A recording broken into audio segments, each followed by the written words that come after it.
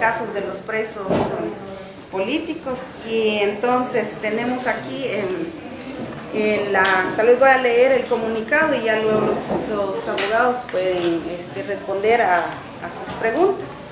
Entonces el juez Luis Fernando Pérez Zamora del Juzgado de Primera Instancia Penal en Narcoactividad y Delitos contra el Ambiente de Santa Eulalia, Huehuetenango, declaró defectuosa la actividad procesal de la diligencia de prueba anticipada celebrada ilegalmente el día 6 de junio de este año, en donde participó la fiscal distrital de Huehuetenango, Gilda Aguilar, quien de forma anómala tomó declaraciones de un testigo a favor de la empresa Hidrosanta Cruz S.A., cuyo nombre es Jaime Leocadio Velázquez.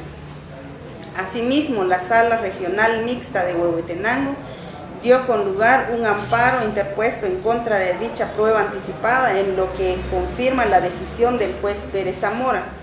La anulación de la declaración de Jaime Leocadio Velázquez también dejó sin efecto 10 órdenes de captura girada en contra de líderes comunitarios de Varías, pues el juez declaró que no existe fundamento de hecho ni de derecho en contra de las 10 personas en contra de las que pesaban dichas órdenes.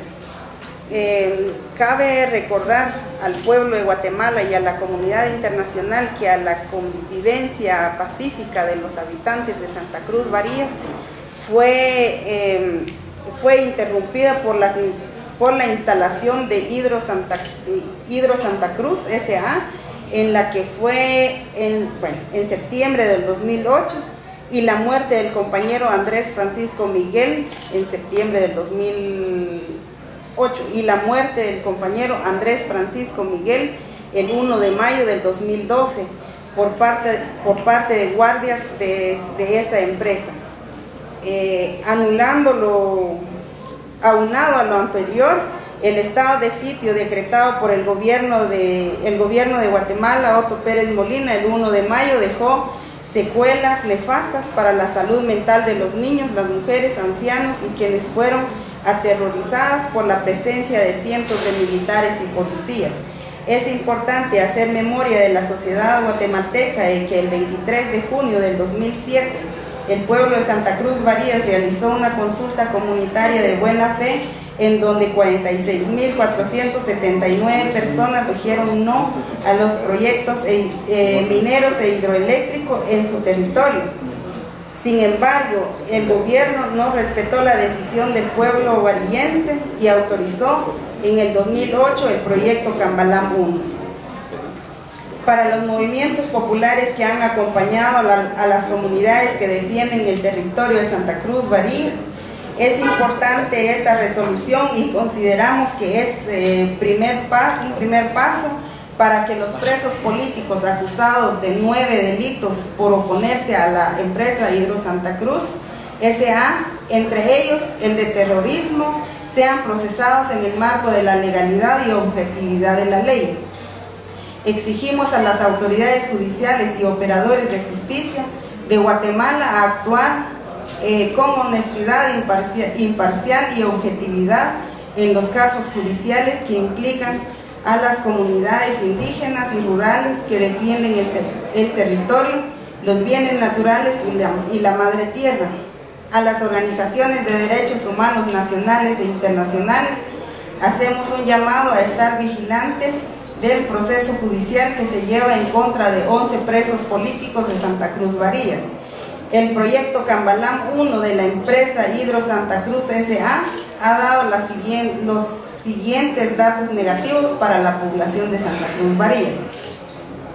Un muerte, el compañero Andrés Francisco Miguel, 2 heridos de bala, Pablo Antonio Pablo y Esteban Bernabé, 11 detenidos acusados por el Ministerio Público de delitos como terrorismo, delito contra la vía pública e incendio agravado, y 23 órdenes de capturas vigentes en contra de líderes comunitarios. No a la minería, no a las hidroeléctricas, sí a la vida. El Comité de Unidad Campesina CUC y el Consejo de Pueblos de Occidente. Entonces, si hay algunas preguntas, aquí estamos para responder. Primero, ¿a qué se refiere cuando juez Luis Fernando Pérez Zamora declara defectuosa la actividad procesal.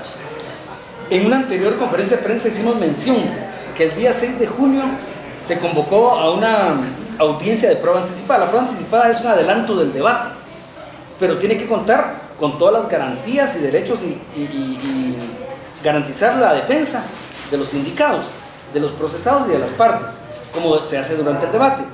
Sin embargo, en esta audiencia no se convocó a la defensa pública, de los demás sindicados que podrían ser capturados, ni se nos convocó a nosotros como abogados defensores de los detenidos dentro del proceso. Por lo tanto, era evidente la ilegalidad de esa audiencia, porque entonces se le preguntó durante 3 horas al alcalde, a este testigo, toda clase de preguntas, era un diálogo. Sería bueno que ustedes escucharan el audio de esta audiencia, en donde prácticamente se le pone en su boca lo que él tenía que decir. Acusa a un montón de personas, acusa a comunidades, acusa a organizaciones de derechos humanos, organizaciones campesinas. Entonces fue una audiencia amañada, porque entonces uno no tiene la oportunidad de repreguntar. Entonces es básico la presencia de los abogados de las partes en una audiencia de este tipo. Entonces, ante la evidente ilegalidad de esta situación, de esta audiencia, es que se solicitó que se dejara sin efecto en otra audiencia, que fue la semana pasada, ¿verdad? Entonces, esa audiencia, el juez recapacitó y dejó sin efecto esa audiencia anómala que se había practicado, con la anuencia de la fiscal que estaba en ese tiempo, que era la licenciada Gilda Aguilar, que fue, según tengo entendido, fue trasladada a otro departamento, porque sí era evidente que la forma ilegal en que actuó. Ya no está ella a cargo del caso, la fiscal Gilda. No, Gilda Aguilar, era evidente que tras las anomalías que realizó dentro del caso era necesario su traslado. De ahí que haya surgido el conflicto que ella decía, ¿no?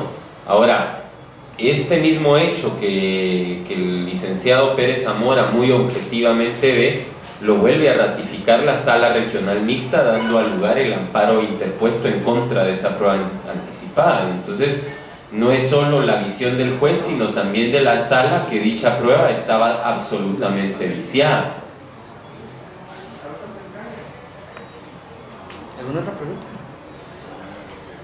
Sabemos que el proceso sigue, entonces, de cara al proceso, ¿qué perspectivas ven ustedes y qué otras medidas a nivel nacional e internacional se pueden aplicar en el caso de que los compañeros detenidos se mantengan detenidos y no se dé su pronta liberación? Bueno, creo que en la audiencia conclusiva, debido a las graves violaciones de derechos humanos y a las anomalías propias que se dio en la detención, el juez, a nuestro criterio, debería de dictar el sobreseimiento. Asimismo, respecto a su detención ilegal, tenemos interpuesta una denuncia ante la oficina del Alto Comisionado en Ginebra y, de ser necesario, agotadas las fases procesales guatemaltecas, llegaremos a la Corte Interamericana en contra del Estado de Guatemala por la detención ilegal. Nosotros creemos que el respeto de los derechos fundamentales y de las garantías individuales de los presos políticos es fundamental dentro del proceso. No puede ser que cualquier hijo de vecino llegue, nos detenga, nos lleve ante las autoridades y se nos arme un proceso solo porque se le antojó a las autoridades. No podemos hacer que nazcan posteriormente los expedientes de investigación. No respetar esas situaciones hacen pensar en una justicia que está al servicio de un sector y no al servicio de toda Guatemala. Para el ciudadano guatemalteco es fundamental que en cualquier proceso, de cualquier naturaleza, sean respetadas las garantías fundamentales que otorga la Constitución. Y en ese sentido, el estado de sitio fue vigente desde el 4 de mayo y ellos arrestados el 2 de mayo, sin expediente de investigación y detenidos por civiles. Esto creo que tiene que tener una solución inmediata en los tribunales de justicia. De no ser así, continuaremos con las acciones nacionales que nos permiten las leyes y las acciones internacionales que nos permiten los tratados de derechos humanos. Entonces, Pero esas personas continúan en prisión. Efectivamente, las personas detenidas ilegalmente continúan en prisión. Las familias continúan sufriendo los embates de tener a las cabezas de familias en prisión preventiva, y la situación sigue siendo dramática tanto para los presos como para los familiares, y no existe ningún medio de investigación legal que indique la participación de ellos en las cuestiones de 1 de mayo. Además, sí existe documentación que el auxiliar fiscal Armando Rubén Villatoro, que es el que dice ser detenido en Varillas, andaba 1 mes y medio antes en un helicóptero junto a Ricardo García, que es el sindicato del homicidio de